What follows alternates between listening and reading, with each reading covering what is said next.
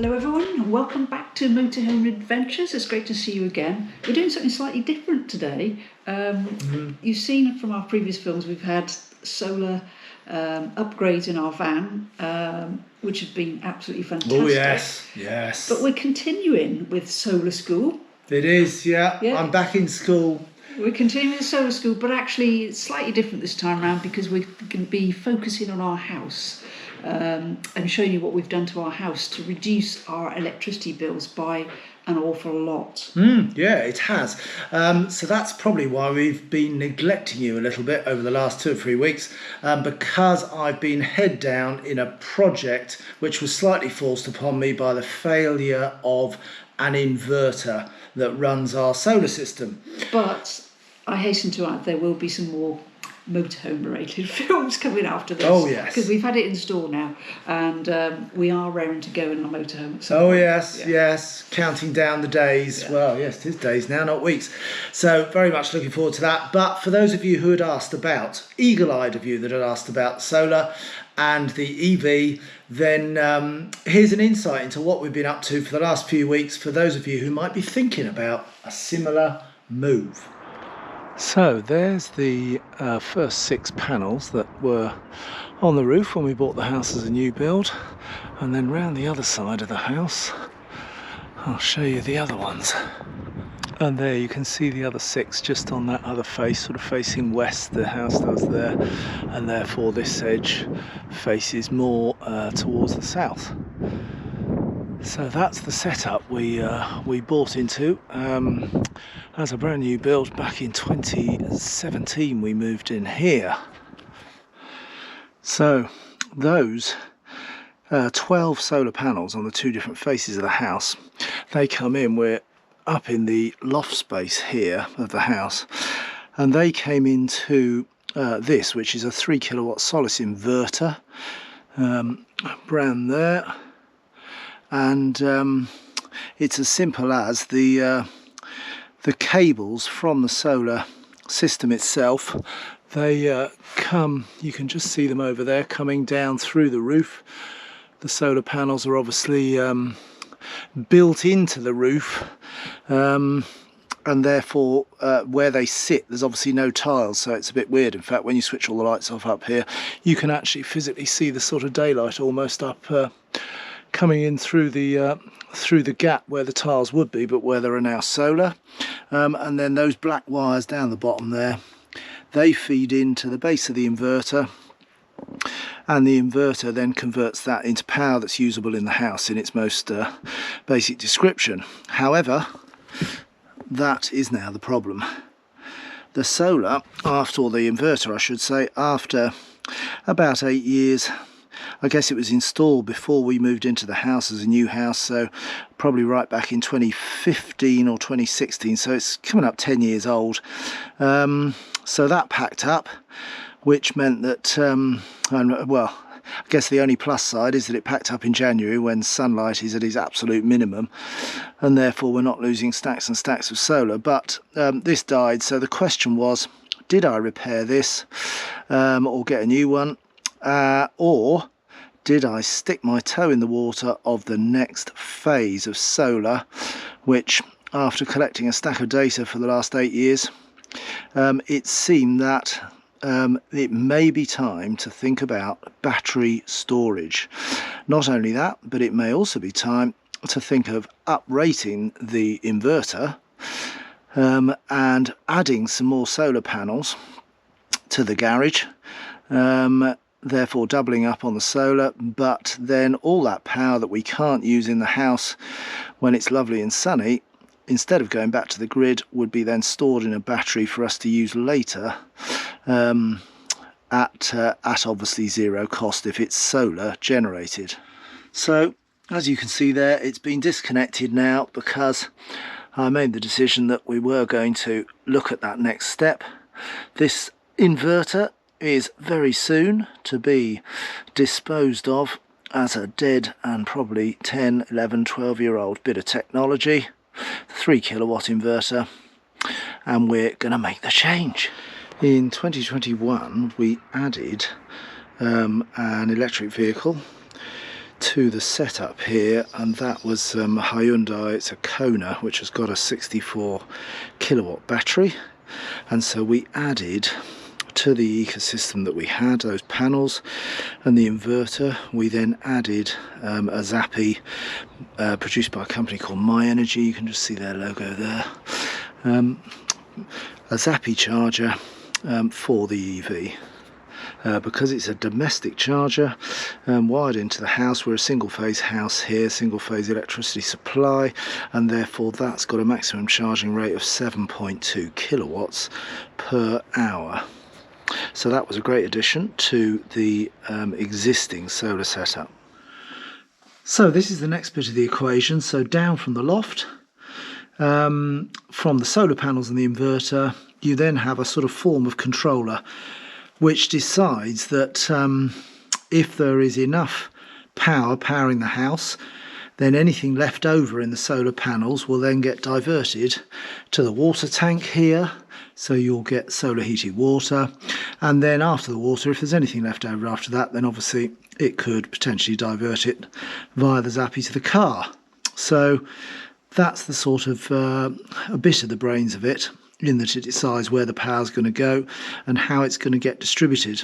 This is a My Energy product. It's called an Eddy to go with the Zappi. But there are other equivalents that do exactly the same job, so you don't have to stick with the purely with My Energy products. Previously here we had a thing called an iBoost, which was made by a different company. So really all the component parts don't have to be from the same manufacturer as a rule.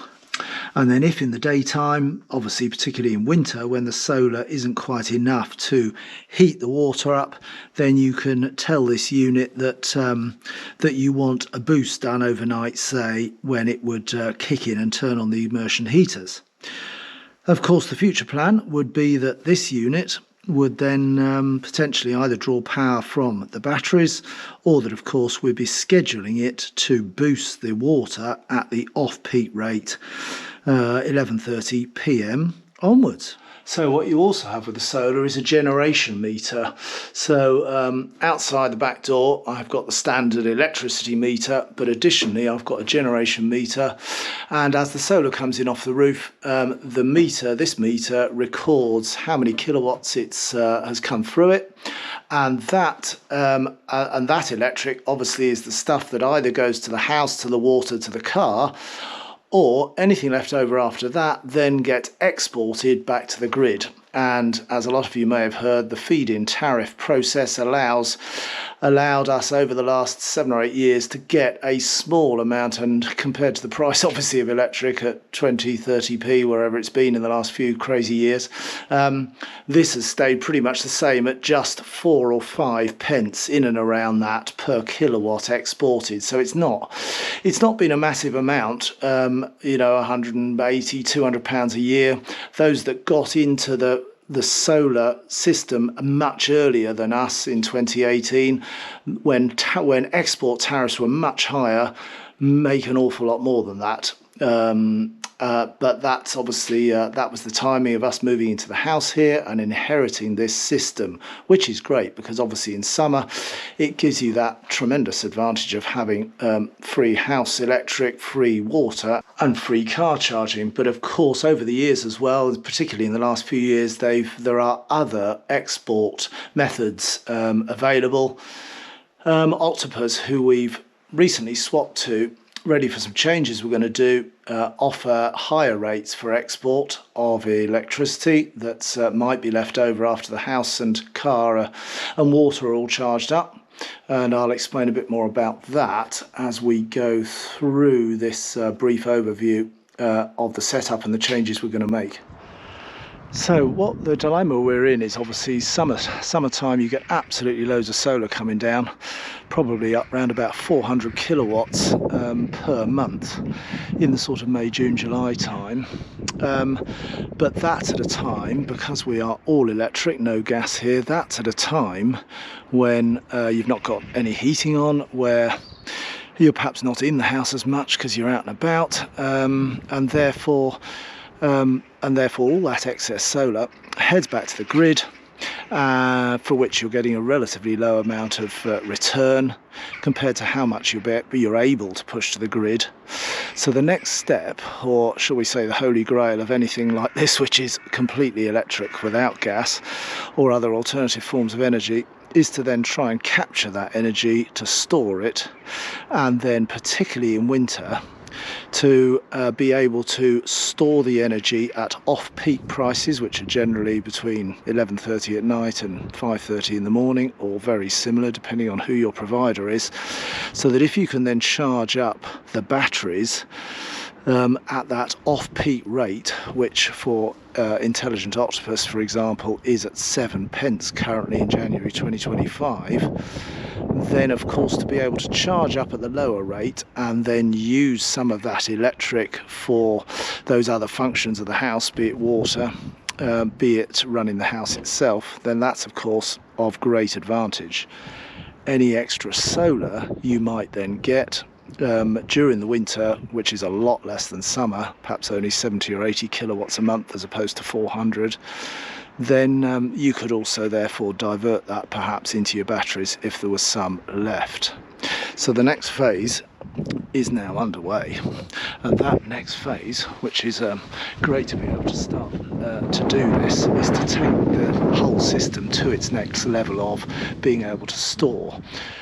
So this garage roof was always a target of mine, that it was big enough to be able to fit more solar on, and in fact from a direction point of view it almost faces directly south, just a little bit less, about 140, 150 degrees compass wise, and therefore with a pitch of about 43 to 45 degrees has got a really good opportunity to grab a stack of solar if we can maximise as many panels as we can on there.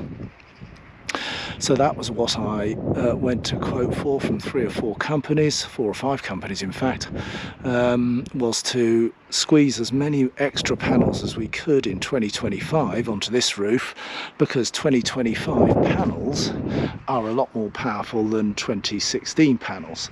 So these 12 on the main house, they are 250 watt panels at that size that you can see, whereas for a similar size you can now get 460 watt panels, and onto here I can actually fit another 7 460 watt panels. So for 7 panels on here, about 3.2 kilowatts total, and for 12 panels, existing panels on the house, about 3 kilowatts, which going through that 3 kilowatt inverter, that dead inverter that's in the loft.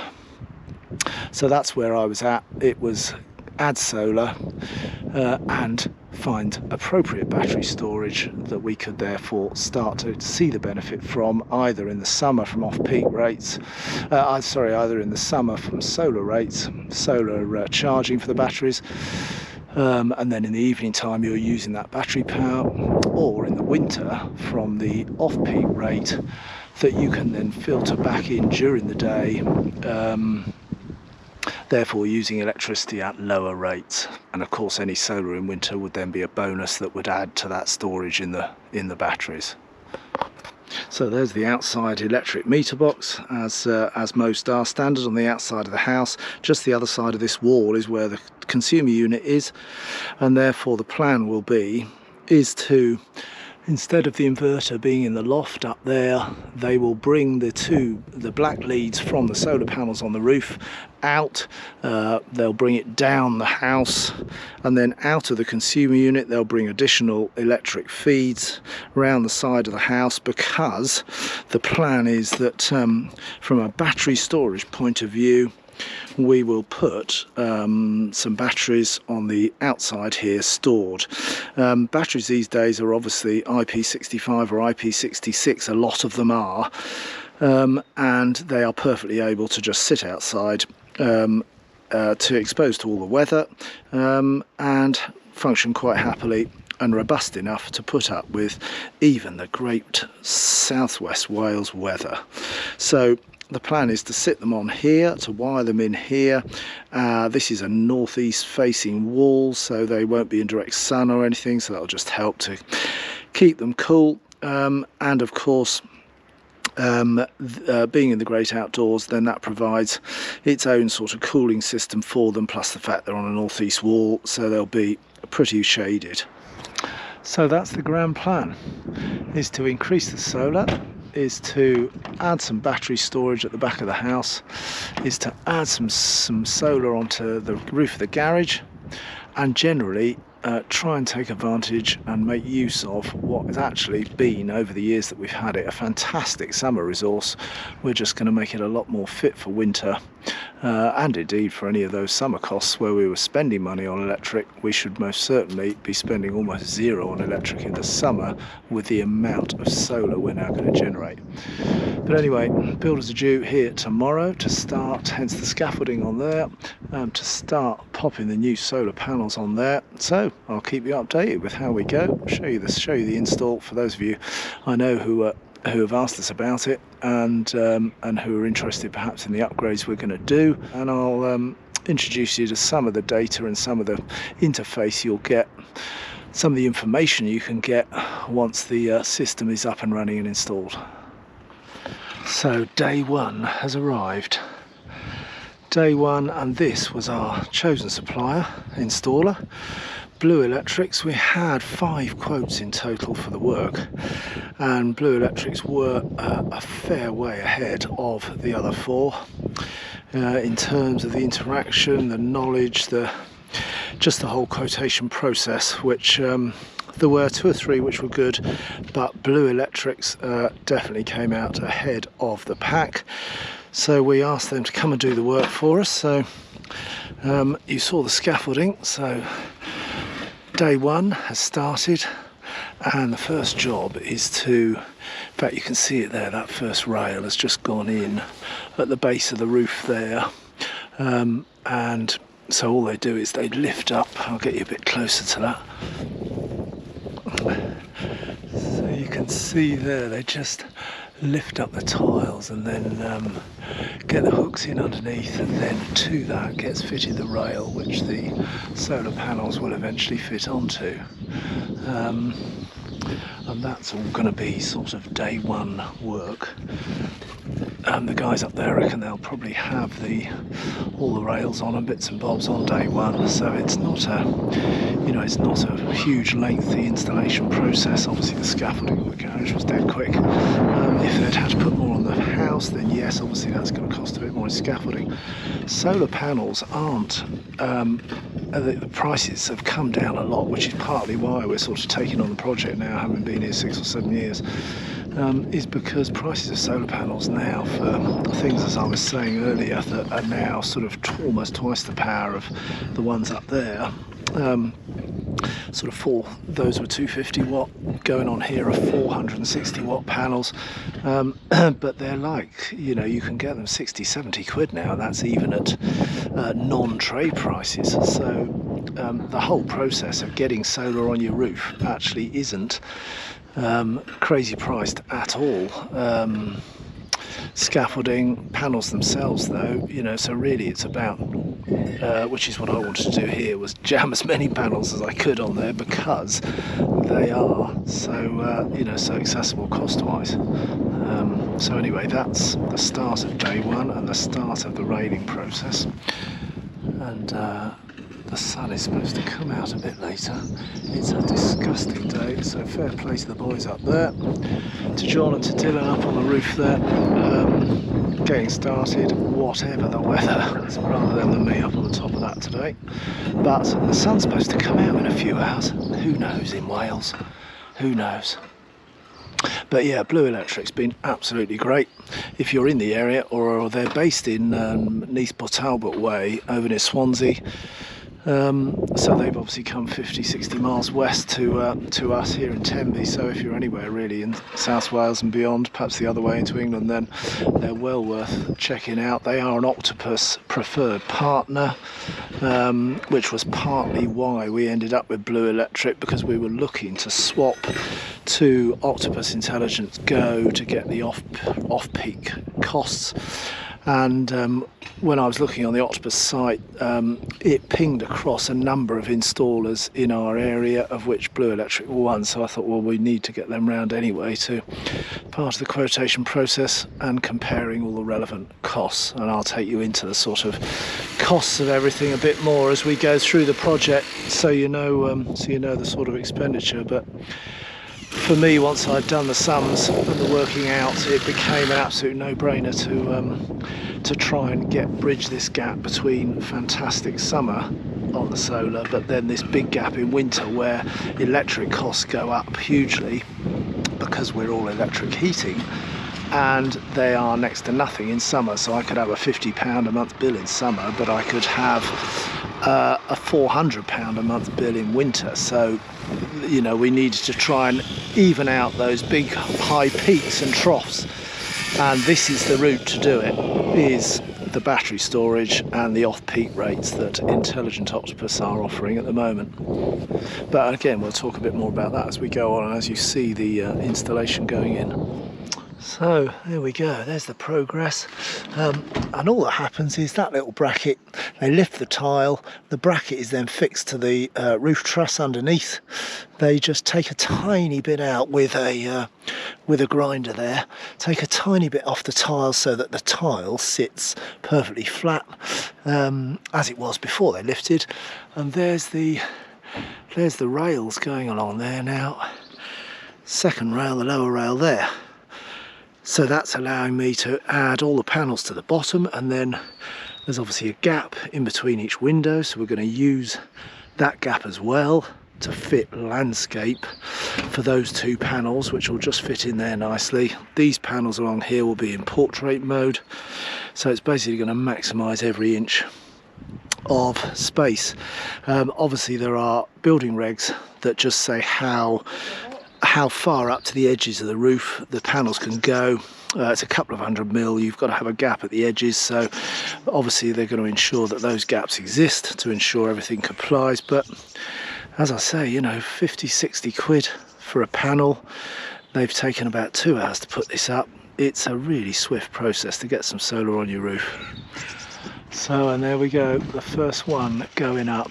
They weigh about 20-ish kilos, I'll get you the exact weight, but each panel, and you can just see there simply you've got the two tails that come off the back of the panel, get joined into the main cable, and that takes the solar feed, they'll take the solar cabling. Once all the panels are joined to the one cables, they'll come back across to the house over the existing cable run there, because I've got cables coming into the garage here for Ethernet and for the accommodation, the Airbnb accommodation that's above the garage here, and Ethernet power and one or two other bits. So they'll use the same cable run to take the DC cables back across, and then they'll come down the wall externally towards where the battery site will be behind the house there. And of course, those of you who've seen the solar going on the motorhome on the channel will have worked out, of course, that it's just almost an identical process, except we put 750 watts on the top of the van roof, cabled it down into the van. That connects to the Fogstar batteries in the van there, providing all that now off-grid power we've got in the motorhome. This is just basically a bigger version of that.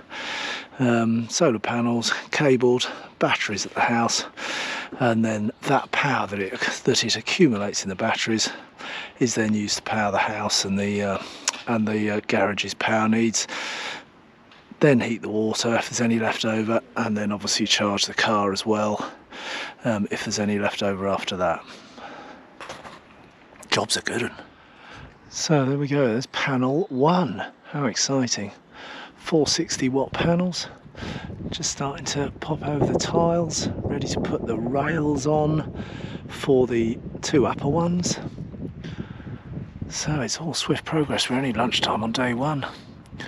It don't take long, folks. So great progress just into the afternoon now, and we've got the rails on for the single panels going landscape just in between the Velux windows then. rails just going in for the other one that's going to be in landscape mode, and then that single one just in position so that they could get the rails in the right place to get the ones above, so they just all sit next to each other. Great progress, loving it. So day two, and it's coming on. 1, 2, 3, 4, 5 so far, so 3 more to go to get onto the garage. And then meanwhile started some other drilling on the top of the house there to take some cabling back into the loft to pick up the existing 12 solar panels in the 2 strings, one string from the side that faces west and the other one from the side that's facing towards us here, which is sort of generally towards the south. Those are at about 30 degrees, those panels, and that's a pretty optimum slope for solar panels, 30 degrees. In winter, because the sun is much lower, then actually panels can be even steeper tilted and, you know, work pretty well because the sun comes in low as opposed to down. So in fact panels can even be potentially flat mounted on a wall in winter because they then pick up, you know, that really low sun. But the sort of optimum time or the optimum position is in and around 30 to 40 degrees. 30 degrees on that roof. This roof is slightly steeper because we raised it to incorporate an Airbnb in there, and therefore that's at about 44 degrees, that roof. But again, it's still, for summer sun, that's still a really good angle. And there are various solar generators that you can use online. There's a global information system, a PV global information system called PVGIS, the initials PVGIS, and you can actually go onto that. It's a free resource, and you can put in the coordinates of your house from Google Maps. You can just paste in the coordinates and or pinpoint it, and it then can tell you or it can model for you, if I put X amount of solar panels on the roof, what sort of generation would I get? And you can put in the angle that the building is at, which I just use my iPhone to get that, just to get a compass bearing on where the roof is pointing for the house and for the garage. You put in the slope of the roof, and it then sort of tells you what you're likely to generate, or what you should be generating if you've already got solar panels. Anywhere sort of in the world, really. It's like an international resource, is PVGIS, so PVGIS, and then just put in that data for some interesting results you'll get off that. And I was using that to sort of start to plan what and how we would add solar to the house and where to get the sort of optimum settings, really. So there we go, that's 7 out of the 8 up. Lunchtime-ish, day 2. So they're all going on really well. Starting to do the cable runs on that. Let's just take you back a bit and you'll be able to, just that one left there to go up. So you can see they filled in all the gaps really well. And then down the bottom here, we've got a bit more work going on. The start of the external stuff down here. So new cable run coming just on the base of the render there, which again they asked me, you know, whether I was happy with it coming along there, and we've got other stuff going along under the render there, so it didn't bother me at all because it's only a cable. Then this then wires into, when it's finished, will be the cut-off switch that will control the battery stack, which will sit here. It'll sit itself on that. This will be cut down to size to fit the battery base, and then the stack will come up to sort of about here, isolated by this. So it's basically a large version, well, literally a large version of what's in the van. You know, the 2 batteries in the van, isolator, cable back, you know, to the solar. So it's just a van system on steroids, basically. So that's the progress today. As I say, lunchtime-ish now, going well. So that's the cabling just coming along here now. So they've taken the cabling off the string of 8 panels down into that cables that come along underneath there, and then they'll come across on that existing bridge there down here, down to our battery site coming on. And there you can just probably see at the edge there, that sort of mesh that comes down. That's to stop some of the stop potentially birds getting under there to nest and God knows what. Just helps to prevent that. So with the start of day 3, and we should get a fair bit done today, so I thought I'd start you on day 3 with a quick look at some of the bits I was using to work out, what we might gain and how battery and how extra solar would help. So first of all, there's that PVGIS that I was talking about yesterday. That's the it's a European Commission thing. You can just search for PVGIS online, and it takes you to this page. And then you've got to visit PVGIS there. You can click on that and up you come. And you can basically then work your way through, zoom into your location, work your way through to your sort of right, almost literally into your house. And that enables you to then start to position your house so that the coordinates come up here. You can make your selections there according to the information you want, and that's what then can give you that first look at what sort of solar that you could generate from your house position and your roof angles. But never fear, it does look complicated, I know, but there is another route to do it, because this information, PVGIS information, is used by my favourite solar school channel, which is this guy. Now, Gary Does Solar is the name of the YouTube channel, so it does what it says on the tin. Gary Does Solar. He's got a YouTube channel which has some fantastic information about from the very start of getting solar to getting batteries to storage to energy to off-peak tariffs, you name it. And he's therefore a fantastic one-stop shop for basically everything that we're sort of doing here, albeit we've had solar for sort of 7 or 8 years and know a little bit about it already. But what you can then do is he's got this piece of software which you can subscribe to for a very advanced sort of view, which costs about 8 or 9 quid for a year, which is a bargain in my view. He does that via his Patreon account, and then you can get access to this thing, which is he calls it his Solar Asthma Suite, daily modelling, and you can then put in your longitude and latitude. You can then put in your 2 solar arrays, which we had originally on the house. I put in the size of them, 1.5 kilowatts, where they face, what the angle of the roof is. You can then put in your inverter size. You then tell it to use the PVGIS information, which is an amazing bit of integration that Gary has done. You can select the month, you can select how much sun on that particular day.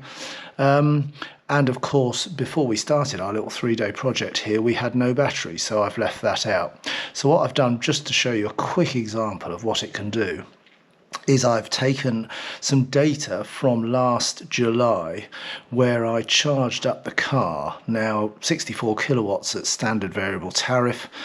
To get 330 odd miles in summer costs about 15-16 quid in that in the Kona, Hyundai Kona. And in fact, if you want to know on any given day what your smart meter actually brought in for you, imported for you, what you used, there is another app called Loop, LOOP. It's a free app, and once you've logged in for free and created your account and said where you live, it will actually then target in on your meter, and it will tell you how much you historically used on any given day, month, year, historically since you've had your smart meter installed, if you're obviously using the smart functionality. So you can then use that data to then load in simulations for the for the system. So with that energy, I found a use in July where I charged the car, and I brought it across into this Solar Erasmus suite with my existing solar setup, and therefore you can then put in, under energy usage, you can actually put in your actual use every hour through the day, how much we used, and you can see here where I was drawing 7 kilowatts in the daytime when I was charging the car. That's obviously that charge, and it's reflected here in all these graphs that you get, which are very good visually. It tells you how many kilowatts I used on that day, which was 77 kilowatts, which was spot on. So all of that was the house, the Airbnb, and obviously then the car charge on top, so hence it's a pretty high figure. But then what it allowed me to do was to then say, okay, so if I added solar to the roof, i.e. I added a third garage full of solar, and I put a bigger inverter so it can convert power quicker, and I moved that charge that was in the middle of the day, as you can see here, between sort of 12 and 5 when the car was charging and everything else was drawing power. If I then moved that power back into the 11:30 p.m. to 5:30 a.m. where energy is 7 pence a kilowatt with Octopus, then I basically said to the software, what would that do to the cost? The cost on the 26th of July last year to me was £15.82. But, and here's the big but, let me just show you what that modelling then did. So there we go. So as you remember, 15 quid, we're now down to 83 pence. So what I did was I added in, the energy usage is still the same, but I moved the charging period across to the midnight off-peak rate. I then added in a larger inverter. I added in the tariff time you can put in when the tariff is off peak. And obviously I added the extra solar, which if I just whip up to the third solar array here, this is the one they've put on the garage roof. And then that was the result, which was just mind-boggling, that what was a 15, 16, whatever it was, bill had dropped down to 83 pence. And you can see there the usage, there's all the nighttime off peak, there's the way that the solar is generating, and that's showing now battery information, because obviously I've added the 31 kilowatts that we've now got in battery storage, or we're going to have by the end of today probably. And it also has an ability for some detailed calculations where it tells you throughout each hour of the day what the battery, so there the battery is charging itself up, forced charge between midnight and 5 on the 7 pence unit, and there the battery is being using itself, using its own power, and what the solar panels are generating, the new ones, and it works out for every hour of the day then what your costs are going to be. So that £15-16 cost therefore converted into an actual 83 pence. With the extra solar, with the battery storage, with the off-peak electric use. So it's a real eye-opening change when we are, as we are, all electric, and that's therefore, if you imagine our electric bill is obviously your gas and your electric combined, but it's also all your car running costs, your car fueling costs. So when you add all those three together, then obviously you can see why it does get quite expensive in winter or even in summer, on that particular day. And of course down the bottom here, very last, it's got 3 graphical representations, and each one represents each of those 3 arrays I've got on the house.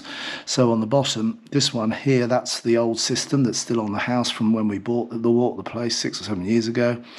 There's the one on the other angle of the main house, so we have those 2 different angles, you remember, one west and one south. But then this massive chunk here is what comes now off the garage. As an estimated generation in the months of the year. And because I've kept a load of data over the years of what the panels have been generating, I actually do know that the first 2 arrays which are on the main house, those two figures add up to sort of 360. Well, I know that in May, June time, I'm actually producing over that. I'm producing about 410 kilowatts in May, June time, peak sun. So, and you can actually adjust this model by adjust the model here on the array calibration factor. You can say, well, my array is performing really well. In fact, it's performing at above average for this area. So I can set that to 105%. And that then, A, brings down the cost to 10 pence. B, then, if we go back down to the June time, which is now showing 202 and 205. So add those two together and you get about 410 kilowatts, which is what I am getting. And that now almost tunes it in exactly with, you know, what your actual data is coming off the roof, or has been over the last few years. Hence that third array, which we just added to the garage, of 414 kilowatts, you know, is more than the main house is producing. So, and an estimated annual generation of now, instead of 2,600 kilowatts, now 6,300 kilowatts generation. So just some incredible figures, and an amazing bit of work that this guy's done. Gary does solar.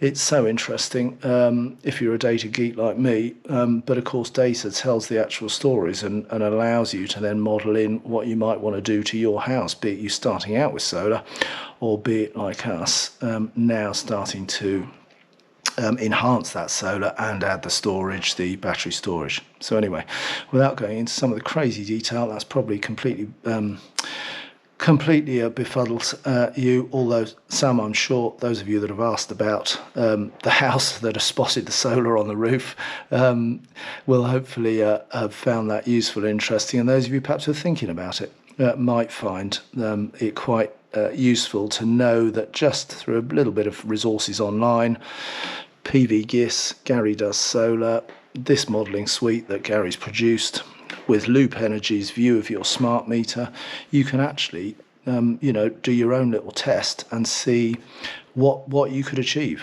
at your house. And it is it's quite something when you actually see the potential coming off your roof. So day 3 obviously sees us plenty more work to do. Wiring to bring in. We've got the batteries to bring in here, which are in the garage. I'll go and show you those now. They've arrived, and lots of activity. So there we are, they've arrived. Box of bits, the lithium batteries, the inverter over the back there. Exciting times. So flat out, the guys from Blue Electrics. Cables getting pinned, cables getting run around the base, drilled into the house. It's an absolute hive of activity, but look at what's to come. It's early morning. It's about 9ish in the morning. A lovely day in prospect. Well fresh this morning though. But look at that. Solar's already hit the top roof. I'll be out here now with my camping chair, waiting for the sun to hit the new garage there. You can just see it's coming up now. Just see it's hitting the top. Oh, in fact, there you go. Yeah, it's hitting the panels pretty well. Might have to do a bit of hedge trimming on there to make sure I don't get any shading. And there's our sun coming up over there. Obviously in the height of summer, then it's right over there when it's high in the sky, and works its way around to the other side of the estate there, onto those other panels on the top of the house. But yeah, it will. I have my camping chair out here, I will be, and watching the solar on my app fire up. A hive of activity indeed. Flat out. Great to see. So we're about 10:30 in the morning of day 3, but I just popped out to show you how that winter sun now is hitting those two roof surfaces, which are the main morning ones, and then as the sun moves around it shifts around to the other side. So a really good spot it was always going to be to put solar, just securing the last one, and that's finished on the roof then. So the finishing touch, Dylan up there doing his bit, getting the panels completely clean. Any dust, any bits and bobs off it, great to see. Got to get those finishing touches, make sure it's going to be flying in the sun. Incidentally, I mentioned South Wales, obviously in England, but Blue Electrics do travel further. In fact, unless you're sort of north of Scotland or off the top end of the country, of the UK, then they might not come that far. But anywhere in Wales, anywhere in England, basically, and potentially beyond. So, if you fancy giving them a shout and want to know a bit more about the services that we've been chatting about during the film, then give them a shout. So the first bit boxed in into the consumer unit in there, comes from the outside of the house here. And also right to say that, of course, as you can see, we've got the cabling at the bottom of the render here, but basically the cabling could be taken anywhere in. So if you didn't fancy it on the outside, it can be moulded in under the ground, it could be chased into the wall in the house, but because we already had some conduit on the wall, I didn't mind it being slightly bigger. So you don't have to have visible wiring at all if that's your preference.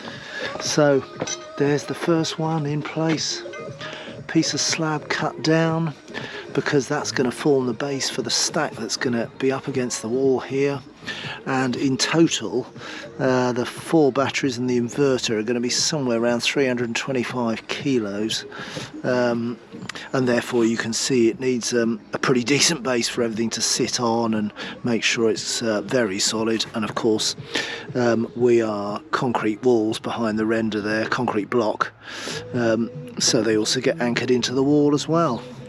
And that's the first of the 4 batteries.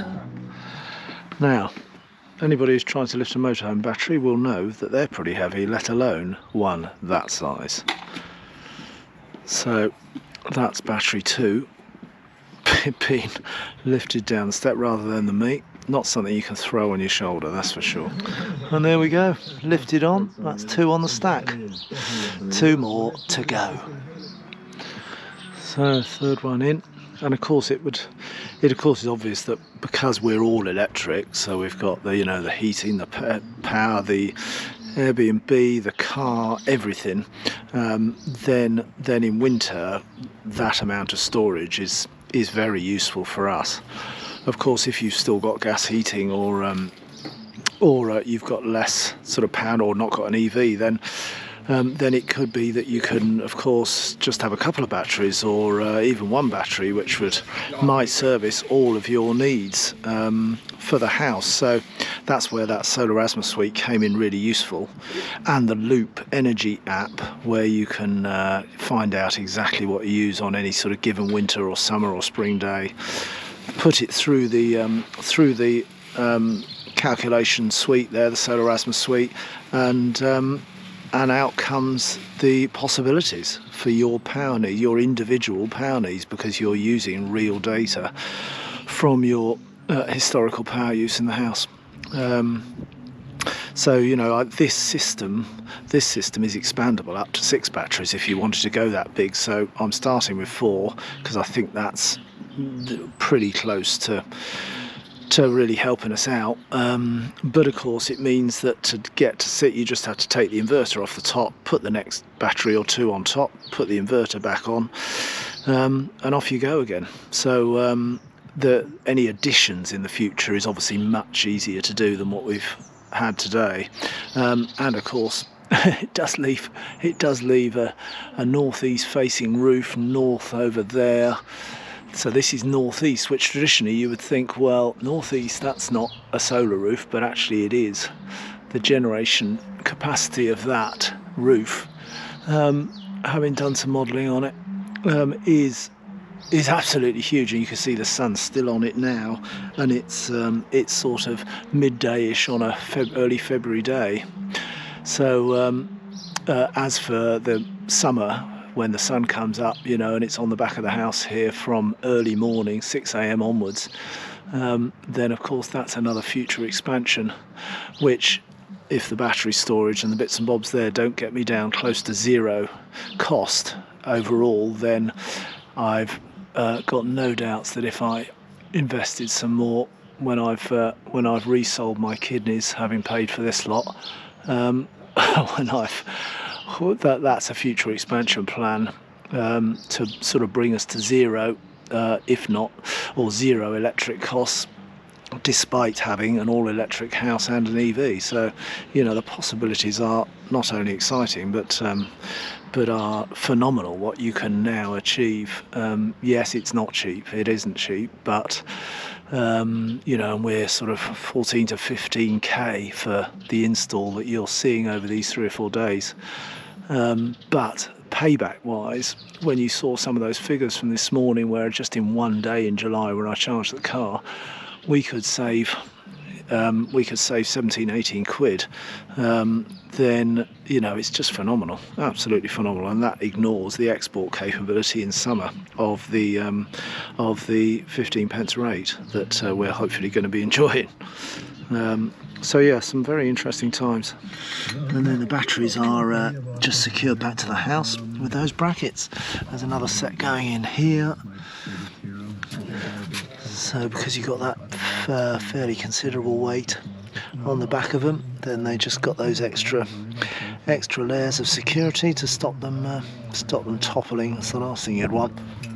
And SIG also supply, which is dead handy, they supply a couple of handles, because those handles just slot in on there and you can temporarily fix them in place while they're carried.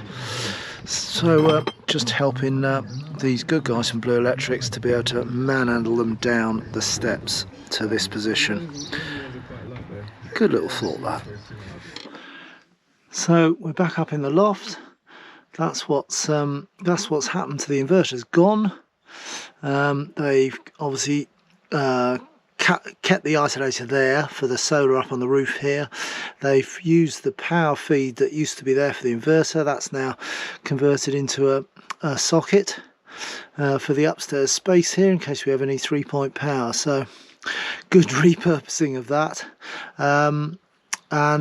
Yeah, the tails for the solar that were up in the roof here, and still are, obviously, they now have been taken over into the corner of the house there and out and down that wall to the battery location. May the inverter RIP. I can't say, I'll be sad to see it go. So the stack is growing, 3 out of the 4 in place.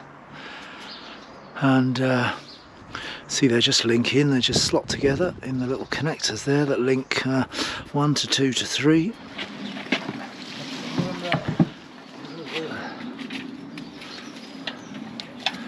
Got it? Yeah, left. Ready? Yeah. There she goes.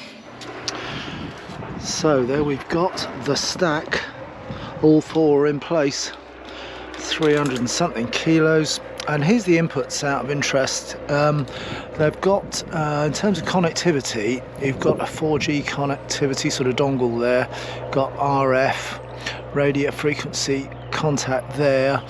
These are the three sets of inputs coming from those 3 different arrays on the roof.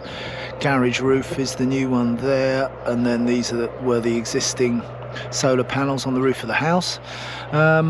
That's your connection back to the isolator there, and then this is this bit here. That's the CT clamp that's in the electric box. It has a clamp around the wire as it comes in to show where and how much electricity is flowing, and that's really it. So it's, as my installer would call it, plug and play, but it looks a lot more complicated than that. But I guess once you've sort of understood and seen where it all comes from, then it's probably, for somebody of his skill level, relatively straightforward. But that's now giving you a flavour of the stack there. And now we've just got to do all the final wiring. and then put all the covers back on, and then we'll show you the finished setup. There we go, into the meter box. There's those CT clamps that do all the reading of the power flow, be it in or out. And job done. Absolutely amazing. So a 3-day install. It's now got us with 32 kilowatts, 8 in each battery, and then sitting on top the 8 kilowatt inverter, which is doing its thing. It's got some interesting nighttime settings, which this strip just here is an LED strip, and you can make it do weird and wonderful things, or you can switch it off, whatever you fancy. And I'll show you a quick clip of that here.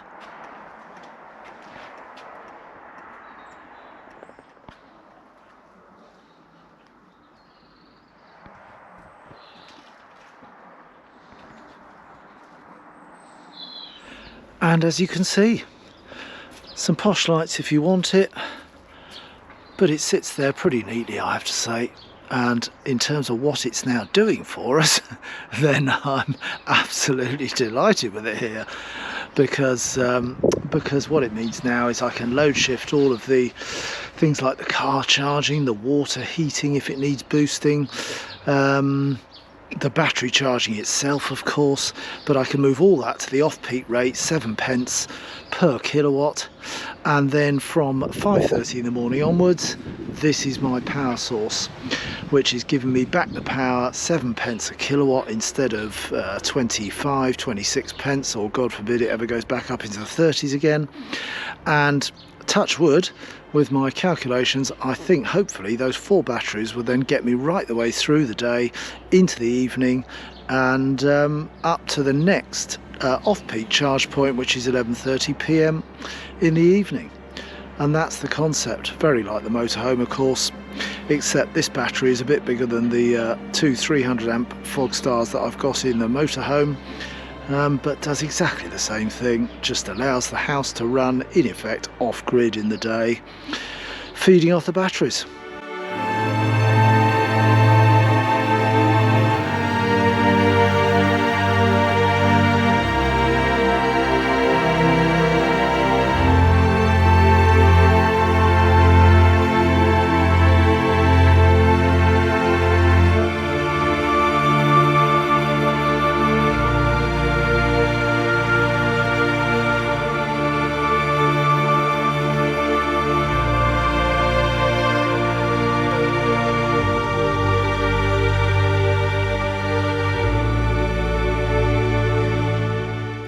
And of course, like every bit of tech, it's got a fantastic app.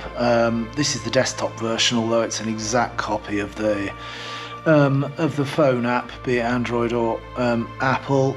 And you can see it does a little graphical representation of the house, shows the battery there, the percentage that's left in it, which direction the power is going, and the fact that obviously at the moment the house is using 2 kilowatts of power, which is coming from the battery, and we're about coming on 4, 5ish, just going dark now. So after they've connected up that extra battery, and it gives you obviously stacks of information about how it's using it, where it's using it, how much you've imported from the grid, what value you're generating from it, because it knows all the tariffs that I'm paying. And you can look at how individual devices are performing. So if you click on an item, it shows you, for example, on the solar panels, click on that, and then you get real-time information as to what's coming off each of those 3 sets of solar panels we've now got on the roof, together with a graphical representation of the battery itself, how much it's charged, what it's done today. So, you know, an absolute feast of information. Interestingly as well, there's a bit just here where they offer you an AI program to run or to manage the consumption in the battery. Its job being, of course, to make it super efficient and maximize your savings and stuff. So I can see a future trial of that for a month or two, I'm sure, just to see how that runs. So yeah, absolute feast of data on the app. In that well-known film Grease, I've got chills and it's electrifying. It's definitely electrifying. Well, it's definitely batterifying after that.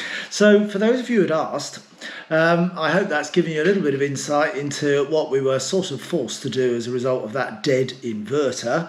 But you know, as I said in the film, been thinking about it for a while. It was time to stick our toe in that water and get that little project sorted and done. Before we go, of course, weren't the team good, Blue Electrics? Absolutely amazing, I have to say. They were brilliant and extremely helpful, very knowledgeable, and wow, well, yeah, we couldn't have done it without them, really. They were. Yeah. Absolutely fab. Thanks to the team there, Dylan, Paul, to John, to Richard, of course, for quoting. But they really were a great team, great to work with, but way ahead of the other quotes that we had. And of course, they travel across the UK. So if you fancied meeting the team and perhaps taking on a project like that yourselves, then or a variation of it, of course, then give Blue Electrics a shout. But our thanks to them. Absolutely. And we'll see you in the motorhome again very soon. Absolutely. See you guys. Take care. Now. Bye. Bye.